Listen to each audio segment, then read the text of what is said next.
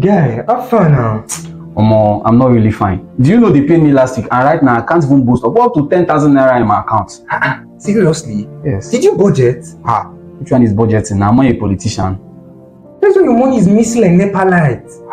But I didn't buy anything serious, shoes, bags, the thing that guys need now. And just like that, fiam, the money has disappeared. But it's all these little things. That's why it's taking your money. But what should I do? See, you have to create a budget.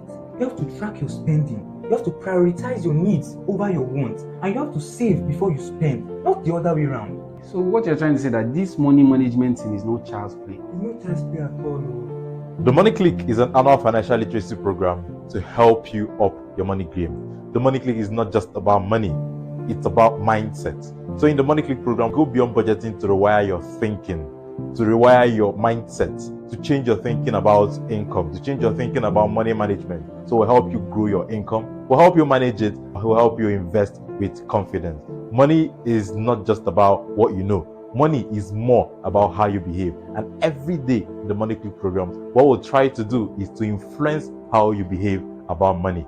This is not just financial education. This is financial transformation. I will hope to see you become a part of it. Thank you.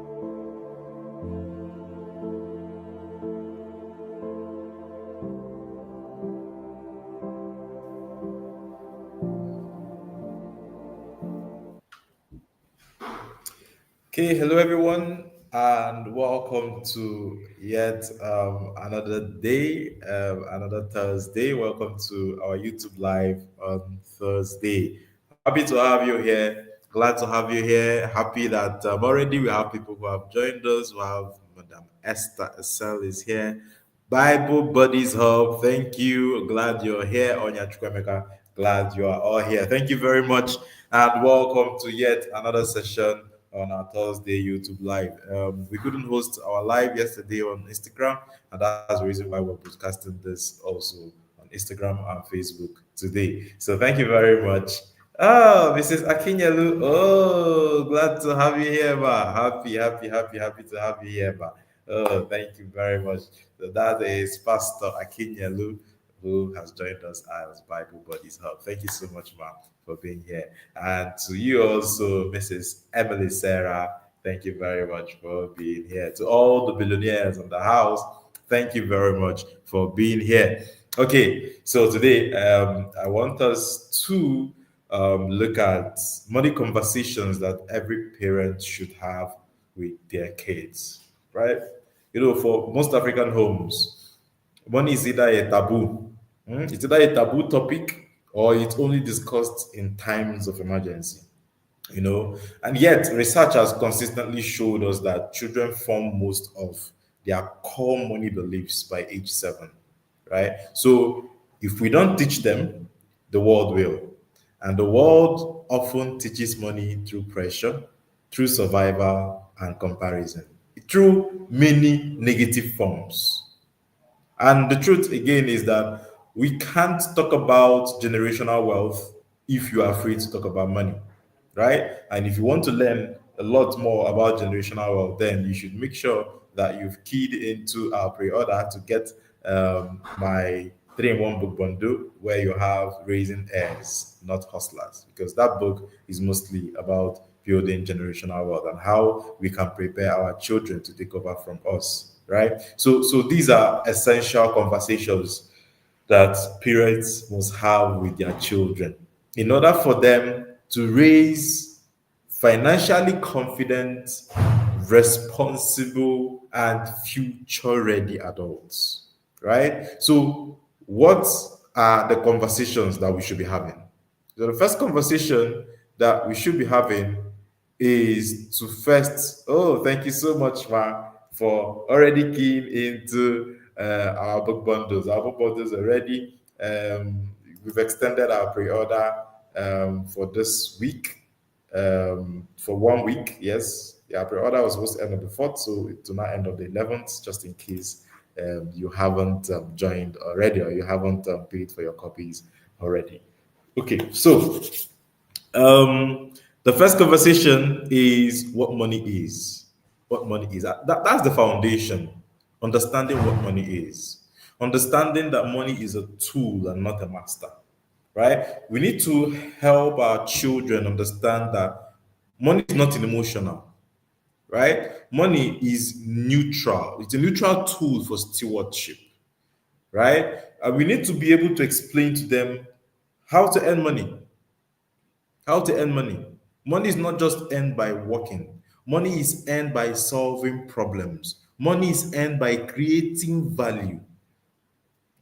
And if we're attentive, I'm sure sometimes our children will ask these questions. But the question is, are we giving them the right answers? Are we giving them the right answers?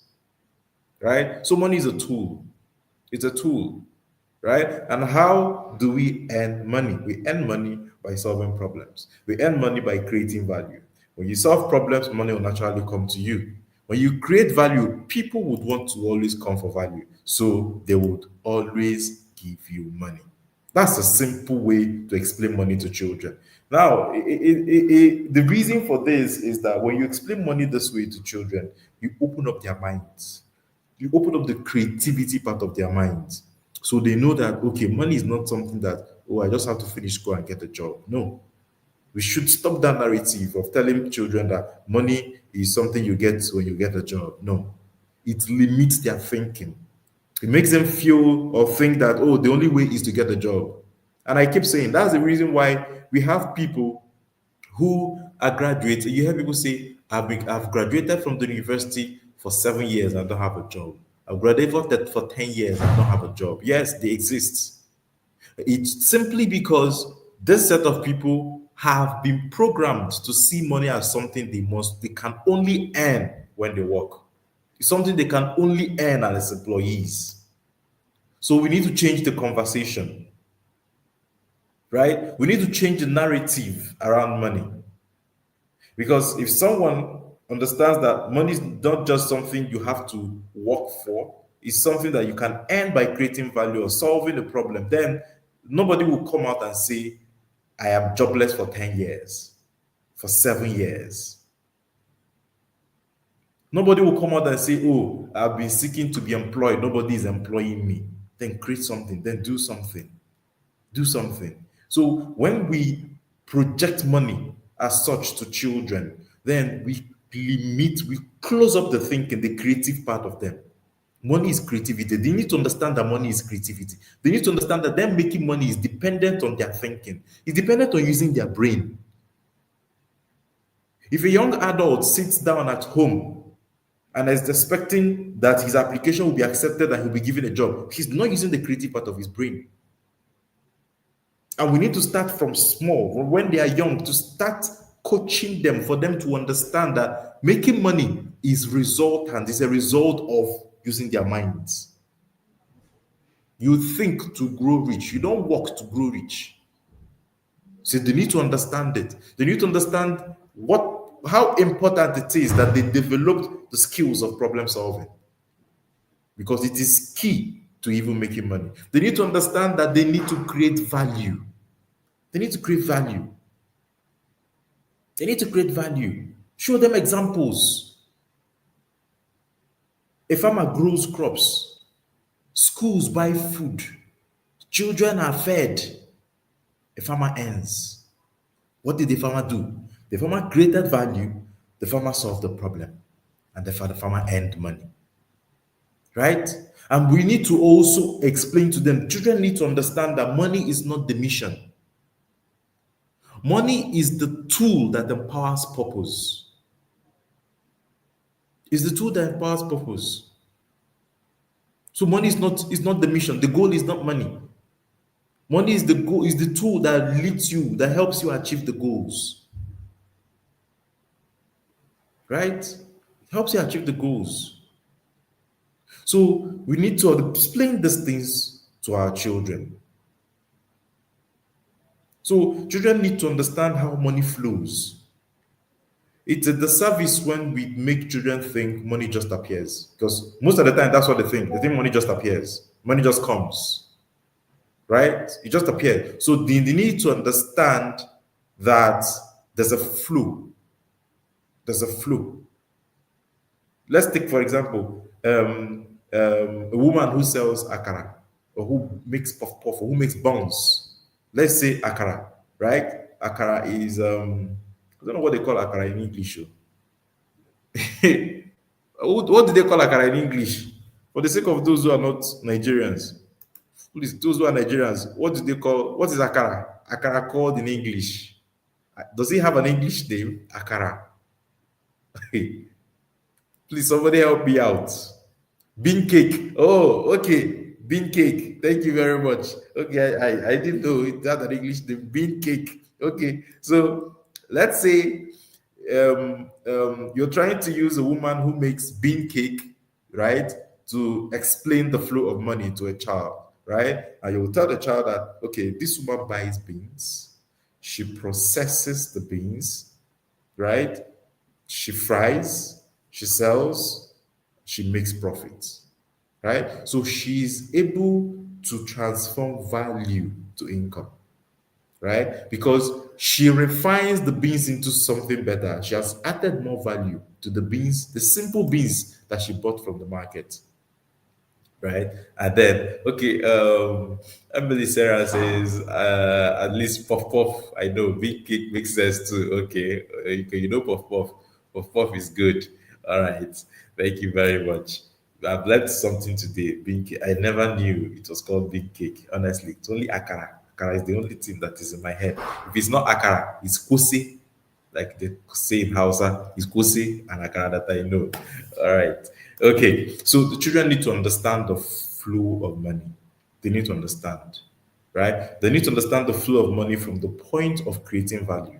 They need to understand the flow of money from the point of solving problems. When you see real practical situations, oh, for example, you come out of the house and you see somebody just set up a car wash on the street. I use that as a lesson. Well, can you see this guy just set up a car wash here? Have you noticed that before now? We've not had any car wash in the whole of this district. This is the first. What has he done? He has solved the problem for people who are always going to work or coming back with their cars dirty. So he's going to make money. This is how we need to teach children about money making. That's how we need to teach them about money making. We need for them to see it from the point of being creative, adding value and solving problems, right? Another conversation, number two. Remember, number one, like we said, is what money really is. Number two is needs versus wants. So children need to be able to differentiate between what is necessary and what is nice to have. There's a difference. There's a difference between what is necessary and what is nice to have, right? What is necessary is food, shelter, school supplies, right? Books. Wants, PS5, the luxury sneakers, the latest gadget. Those things are wants. Those things are wants. So they need to understand that their wants will come after they've succeeded with taking care of their needs. Their needs will always come first. Needs will always come first. We should teach them and sometimes let them choose. You go to shop with them, right? And they have a choice to make between a necessary school shoe and a designer sneakers. Help them choose consciously, not emotionally. Consciously. Give them reasons why this should come first, why they need it. It's funny how we can overlook the needs to understand the difference between needs and wants, but it's very important. And honestly, it's one of the reasons why a lot of adults today make mistakes with money. Because if some people that didn't understand these things as children struggle with money management as adults. So they need to understand the difference between needs and wants. A lot of adults do not, and that's the reason why they struggle. As simple as it may sound, but it is very, very important. I've told us a story here before on one of those sessions about a certain class that I had with teenagers on the Smart Money Kids Workshop. And yes, the Smart Money Kids Workshop is coming up again next month, right? It's coming up, I think in the second week of next month, we're going to announce the dates and the details of how to join. It's going to be virtual and as well physical also for those who in Abuja and environs, right? So in the last Money Kids workshop that we had, so we're talking about needs and wants. And I asked the teen girls, and I asked them, your human hair, your wigs, are they needs or wants? Honestly, 90% of them or more said it's a need. I asked them, your makeup, is it a need or a want? Almost all of them said it was a need, right? And at that point, I knew, oh, there was work to do. So we made sure that before that class ended, they all understood that all these things are things they can do without. But as simple as it is, imagine a child now growing up, a teenager growing up with that notion that these things are needs. They will spend their money on it without looking back. And before you know it, they get trapped. So they need to understand between needs and want. And they need to understand with practical examples, right? Guide them. Number 3, discussion that we should always have with the children is delayed gratification. Delayed gratification is one conversation we should have, because delayed gratification is one of the strongest predictors of a child financial success. It's one of the stronger predictors. You know, the famous Stanford marshmallow experiment showed that kids who delay gratification become more successful as adults. So we need to teach them. We need to teach children that you don't have to buy everything now. You don't have to have it all now. You don't have to have it all now. They need to understand that sometimes they have to wait. And sometimes waiting gives better results. So if you're that kind of parent that anytime your children ask you for something, you just give it to them. Then you are doing them a disservice. You're doing them a disservice. So we must understand that children must not have everything that they want. They must not have everything that they want. All right? So we need to teach them delayed gratification. They need to understand delayed gratification. And it starts by, oh, every day I want this, mommy, I want this. And you know, I told someone, I was having a conversation with someone, this happened some months back. And I told the person, when you're making money as a parent, it becomes even more difficult to raise a financially literate child. Yes, it becomes more difficult when you're somebody who makes money. Why? Because you feel you can give your children anything they want. There's that thing in your head that tells you, oh, don't let them, your children should never lack. And unconsciously, that can also ruin them. Because sometimes you give them things that they do not need. At any point in time, the question is, did they ask? You give them. Did they ask? You give them. Yes, the link. Okay, I see the link has been shared. The link is in the comments. The link has been shared in the comments. So they ask, you give them. They ask, you give them. You're not training them. You're not training them to understand, to know that there might be times when they have to wait. You're not training them to understand that there might be times that they will ask and they won't get. You're not training them for them to understand the need for them to be patient. If a child does not have delayed gratification, of course, there's no patience. Your child wants a bicycle, right? And sometimes, because everything is a lesson, you tell them, okay, save 500 from your weekly allowance. If you can do this consistently for 2 months, I would match up the remaining for you. I'll balance it up and get you a bicycle. If you can do it consistently for 3 months, then I would complete the remaining money for you and get you a bicycle. What have you taught the child? You've taught the child to be patient. You've actually also taught the child to save. You've also taught the child to save. So we must learn to infuse lessons, money lessons, while we're raising our children. And it's from these little things. They need to understand what discipline is. Discipline is choosing what you want most over what you want now. There's a difference between what you want most and what you want now. What you want now might not necessarily be what you want most. Right? And another thing with us African parents is that sometimes we teach these things. We do sometimes, but we do it without explanation. So at the end of the day, the child really doesn't get it.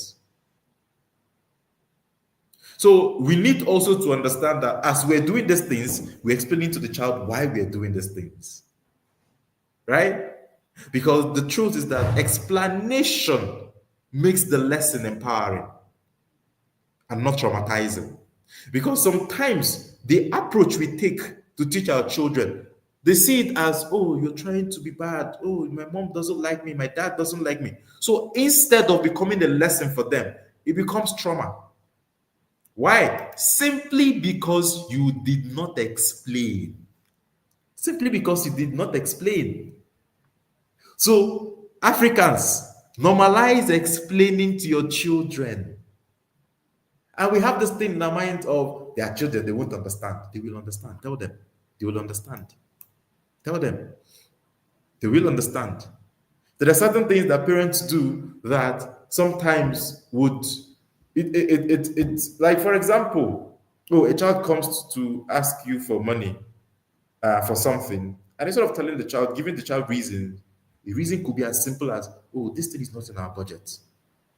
Right? It's not in our budget. And you go on, what should you ask me for that? For what? Didn't I give you this thing the other day? Didn't I give you money for that yesterday? And you're coming to ask me for it. Please don't stress me. Oh, do you think they pluck money on trees? Do you think they pluck money on trees? And as you're saying those things, you are re-emphasizing trauma instead of lessons. But a simple conversation of, hello, you know that, okay, this thing that you're asking for is not something we can get now. And the reason is because we didn't budget for it, right? Even though it's something you need, but it's not in our budget. So what will happen is that you would have to wait, right? You would have to wait. Okay, you're asking for a bicycle. Remember, you just bought something last month, right? And there's no money for bicycle in this month's budget. So this is what we're going to do, right? What we're going to do is that you are going to save out of your money, right? You're going to save 500 or 1,000, whatever it is that the child can save out of their pocket money every month. If they have pocket money, you save out of it every month for 3 months, and the rest I would add up for you and I will get you the bicycle. Is that okay? The child understands. Explain. Just explain. Right? Explain so that the lessons that you're trying to pass on does not become trauma. Explanation makes the lessons empowering, not traumatizing. So explain. The number 4 conversation that we should have is budgeting and tracking. We should start early to start teaching children budgeting. Yes. And that's one of the reasons why you should give your children allowance. The allowance is not just there for them to have money. No. The allowance is a training ground for them to learn these things. Budgeting, giving. That is what it's for. In Nigerian naira, you can give allowance as small as 500. 500 every month is okay. In a month. And you tell the child, okay, out of this money, 10% has to go to giving. Right? Okay, out of this money, 10% will go for tithes. Out of this money, 30%, you bring it out as your savings. Keep it as your savings. 60% is going to be for your spending. Now, what will you spend on? You now help the child prioritize his needs over his wants and start planning. That's how we get to teach them. Sometimes parents feel that when they shoot children away from, what are you doing with money? You want to have money. Why would I give them money? You are shielding them from the training that they should have. So that training starts by first exposing them to small money, exposing them to these conversations, exposing them to conversations as little as them learning how to distribute their money. Let them practice with church offerings. Let them practice at birthdays, New Year gifts. Because the truth is that what you don't manage, you lose. So they need to start learning how to manage. We want them to start managing when they start earning. It means that they will not know how to manage. So you need to teach them how to manage before even they start earning. So it has to start now. And that's the reason why you need to give them allowance. Right? And remember, if you've read my book, Raising Financially Literate Children, you will see where I said that An allowance is not just to give them money and let them go. No. There has to be a goal. You help them set goals for the allowance. You help them set goals. That money they're going to save out of the allowance, help them set goals. They must set financial goals for them. They must learn to save. The problem is that the way people used to do the allowance thing is sober. You just give them money and you walk away. No. You give them money, you help them plan. You help them to budget. You tell them, okay, this 500 naira for the month, you're going to bring out 10% of it and you will keep it for tithe, 50 naira, tithe. You bring out another one, you're offering for the whole of the month. You count on the Sundays in the month and you bring out the percentage and divide and bring out the offering. Right? Oh, this is how much you're going to use to give to other people that are around you. Oh, see what you do. Okay, what that money can do is to afford sweets, right? Candy for maybe a friend of yours. Take it and buy. Now you're going to save this so and so amount. You tell the child, bring out this amount. This is what you're going to save. And this money that you're saving is for this purpose. The savings must have a purpose. Savings must always have a purpose. Because when savings do not have a purpose, then you're not infusing the real reason for saving. And that's one of the reasons why so many adults find it difficult to save, because they don't have a purpose.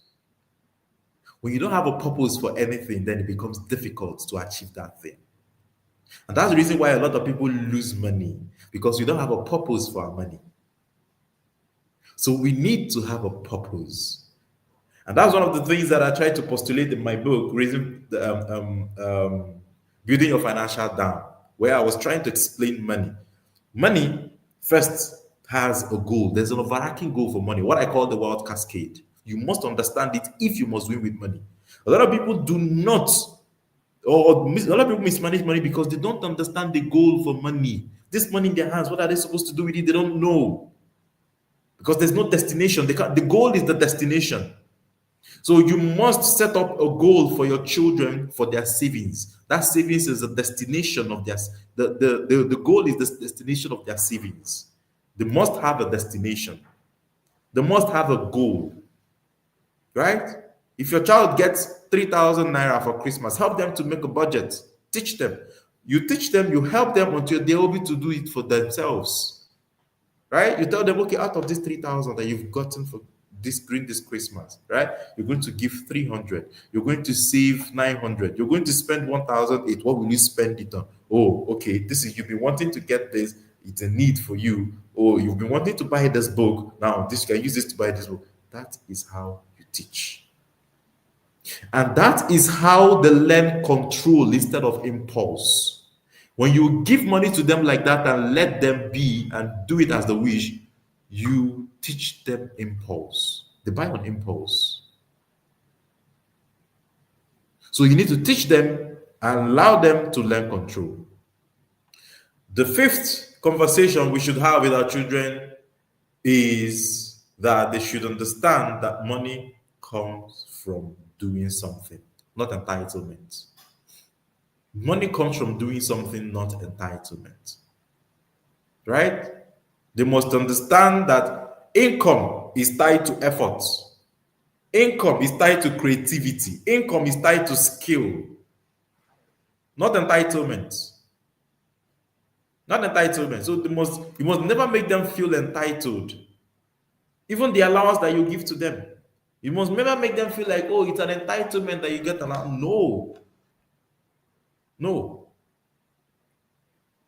No, I'm not saying you should now make their chores as a way to earn the allowance. No.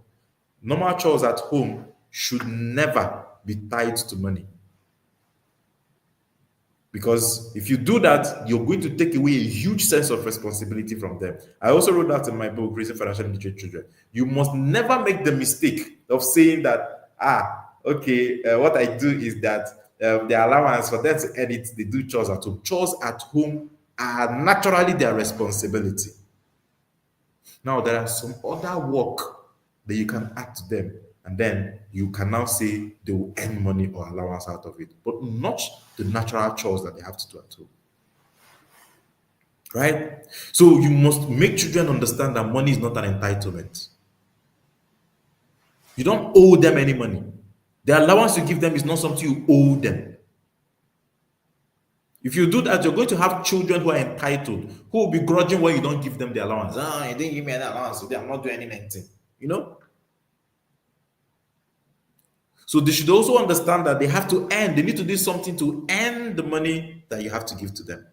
They need to understand that that's how the world works. That's how the world works. You earn money.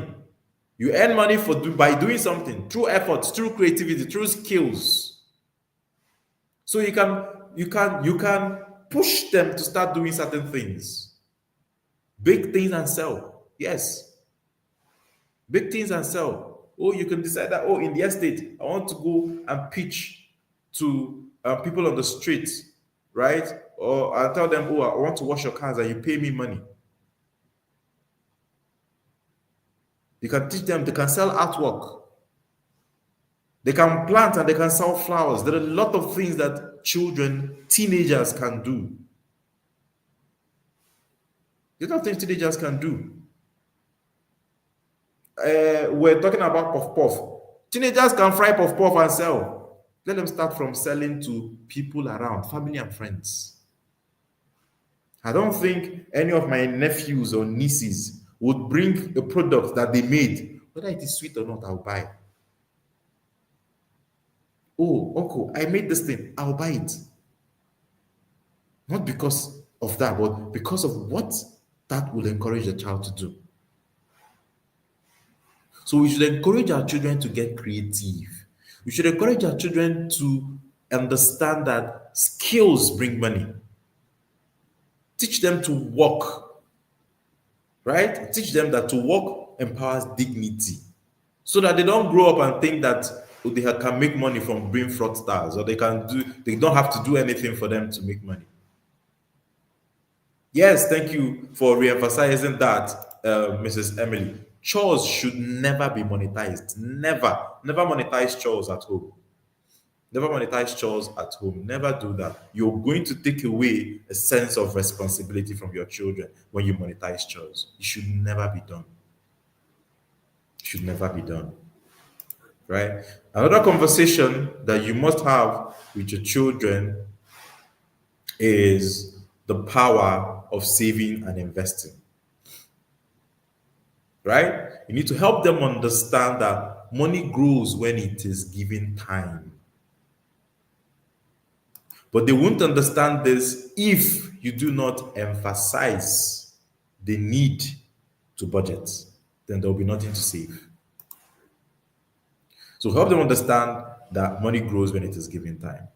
Show them how compound interest works. Teach them. Teach them the difference between compound interest and simple interest. Teach them how compound interest works. Right? Then you need to teach them the philosophy of savings. And what's the philosophy of savings? Don't save what is left after spending. Spend what is left after saving. So the approach is to first save before you spend. That's the approach. Save first before you spend. So they must understand that they should not save what is left after spending. No, they should spend what is left after saving. Right? Okay. Now, the seventh conversation that we're going to talk about today that they should have with our children is giving and generosity. Giving and generosity. Right? So we need to teach them that generosity is a wealth principle. It is. Generosity is a strong wealth principle. Right? It's a strong wealth principle. And there are certain things that generosity helps us to build. It helps us to stay grateful. It helps us to avoid greed. And it helps us to build compassion. That's what it helps these children do. It helps them to build compassion. Help them to build compassion. Let them choose causes to support. Church, orphanage, needy classmates. The truth is that the hand that gives is the hand that grows. There's something also that generosity does in our minds. It helps us not to idolize money. It helps us not to see money as a master. When we give, It also gives, when we give, it means that we have a mindset, a strong mindset that we can get it back. People who don't give are people who are afraid that, I have 500. If I give 400, when will I get 400 back again? That is a mindset we must never build in our children. And that's why we must encourage them to give. Give, give, give, give. Because to give is to have a mindset that money flows through you. Yes. To give is to have a mindset that it will always come back. Yeah, so there was, yes, generosity, not akagom. So they must understand generosity, because generosity has an impact in our subconscious. It has an impact on our mindsets. People who are generous, free givers, always believe it will come back to them. You must have that belief. Like I always teach about money. Money is something that for you to get and keep getting, you must have faith. That's the truth. Yes, the New Year's gift is a very good one, class captain. So it's very key, very, very key that we encourage them to give. It's also very important that we let them have the mindset that it will always come back. Don't be scared to give it away. Now remember also that giving away and giving should also be planned. That we're saying you should teach your children to give does not mean that your child received 3,000 and you tell them to give 2,000. You're doing a wrong thing. So you must also teach them that the giving has to be budgeted. And that budget, you must give it freely. So don't make the mistake of making them have uncultured generosity, according to Coach Wendy. Don't make that mistake. Right? Because the truth is that you must always find the balance. Where you don't find the balance, you make a big mistake. If you now go and preach giving in the sense that just give everything you have, then you are growing, you're training somebody who will give and give and give everything without first thinking of growing themselves. And that's why a budget is important. So when we emphasize giving, what we're saying is that in that budget, there must be a budget for giving.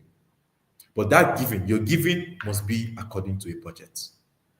They must understand to do this.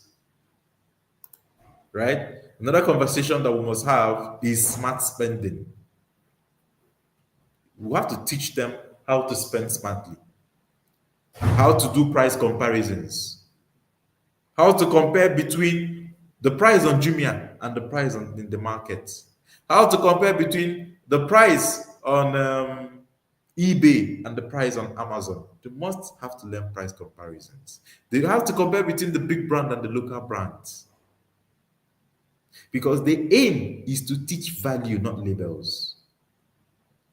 Right? The aim is to teach value, not labels. Not labels. So they also need to understand that the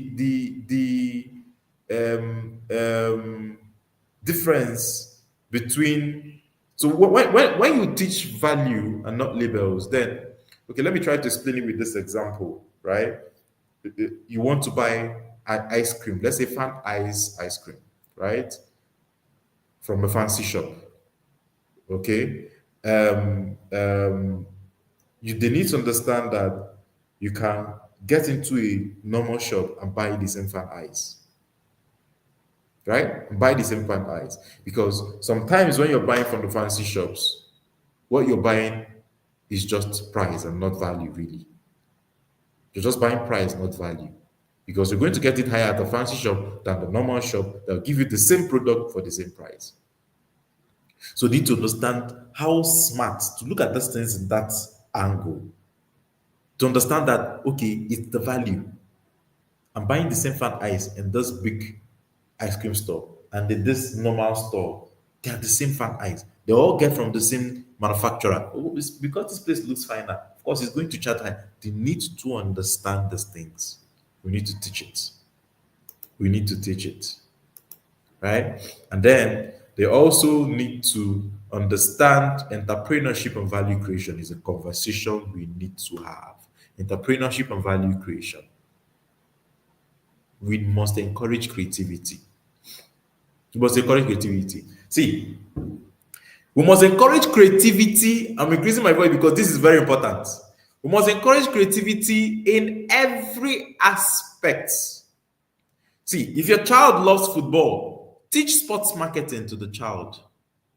If a child loves baking, teach the child to sell small donuts or meat pie or anything he or she can bake. If your child loves drawing, then you need to teach how to sell their works, illustrated cards, artworks, different things, right? So we must teach them that for anything they have to do, there's an entrepreneurship aspect of it. If you watch football, how can you make money from watching football? You can. Teach sports marketing. If you love baking, how can you make money from baking? Teach them. Teach them. Right? Teach them. So they need to understand entrepreneurship. They need to understand value creation. Value creation is not from what one person has done and succeeded. You can do it in anything. Anything. It mustn't be one particular thing. Start with what they love. There's always a way to make money from everything. You just have to think. Help them to think. Help them to think. Right? A child who decides that they are going to sell sachet water in a football game that they also attend is going to learn to make profit, customer service, value exchange. Right? It's not child labor, it's money education. The aim is not to make money, the aim is to teach, is to learn. Most times we shield our children completely from doing anything learning, from doing anything at all. As we say, oh, let your child bake and sell. Already somebody think, it's child education, child labor. You want my child to now bake and sell something to family and friends. It's child labor. It's not child labor, it's money education. You must give them that platform for them to learn. Right? The 10th conversation is that mistakes are part of learning. Mistakes are part of learning. So we should normalize mistakes. They are stepping stones, not shame. They're stepping stones, not shame. To say that the only people who never fail are those who never try. So if you're going to shield them away from mistakes, it means they would never try. So if they are going to try their hands on entrepreneurship, on savings, on a lot of things, they will make mistakes. Don't hang them for their mistakes. If they spend money badly, ask questions. Ask them, why? What did you learn from this thing you just did? How can you do things better next time? No punishment, just reflection. It's possible. Get them to write it down in their journals. All right. Number 11 that you should talk about is to avoid comparisons. Avoiding comparison. Teach them that wealth is not for competition. Wealth is for stewardship. It's not for competition. And you also have to start that with yourself. Right? Run your race. Money is a journey. Money is not a competition. Because a lot of times when you come online, you see young adults who they compare sneakers, they compare phones, different things. So you need to help them build contentment. So that when they go outside, they're not comparing what they're wearing with what another person is wearing. That person is wearing. Yes, they also learn how to spot opportunities. To teach them to avoid comparisons. They should be contented in themselves. Right? Then, number 12, which is the last that we're going to talk about today, is financial role modeling. You need to start from yourself. All these things we've talked about today, you need to start from yourself. Children learn by imitation. They learn by modeling. They learn by seeing what you do, and they do. So you need to do for them to see. So let them see that you're budgeting. Let them see you saving. Let them see you giving. Let them see you investing. Oh, see how much I've invested on this particular stock market. Tell them, let them see. Right? The truth is that more is caught than taught. So let them see. Normalize talking about money. If you discuss money while you're cooking, while you're driving, while you're shopping, you make it normal. So try and normalize it and be a role model for your children. Be a role model for them, right? Be a role model for them. So raising financially literate children is not about how much money you have. No, it's not. It's about the mindset that you cultivate, right? So you don't need to be wealthy to teach money. You need to be willing. You need to be willing to talk about it intentionally. The greatest inheritance is not money. It's wisdom. It's wisdom to manage the money. It's wisdom to multiply the money. And the earlier you start these conversations, the stronger your child's future becomes. And remember, we said start with yourself.